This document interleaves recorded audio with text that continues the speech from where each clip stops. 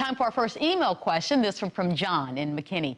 He says, I was in a wreck on I-30 and I-820 in Fort Worth, and the guy who hit us told police that he had insurance, but we later found out it had lapsed a month before. What do we do now? Brett? What do they do? That's a great question. Call your lawyer, number one. Number two, part of our procedures is verifying the insurance. That occurs several different ways depending on the information that's given to us. So, although law enforcement, those folks will show up at a collision or an accident.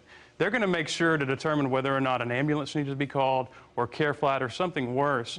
And once that's resolved, they're going to be moving on to a different emergency. If they receive insurance information, they're not going to hang around to verify whether or not it's valid. They do have methods to do so, but that's not their primary function. As we get involved, that's one of the first things we do. Not only do we determine what information they tell us about, but we find information regards to insurance that they may not be telling you about.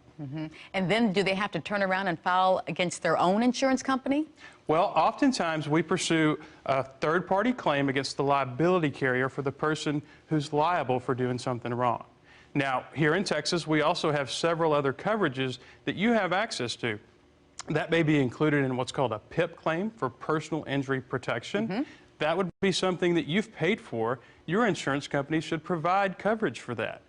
Also, for folks who don't have insurance, the individuals who may injure you, you can rely back on your underinsured claim or uninsured claim.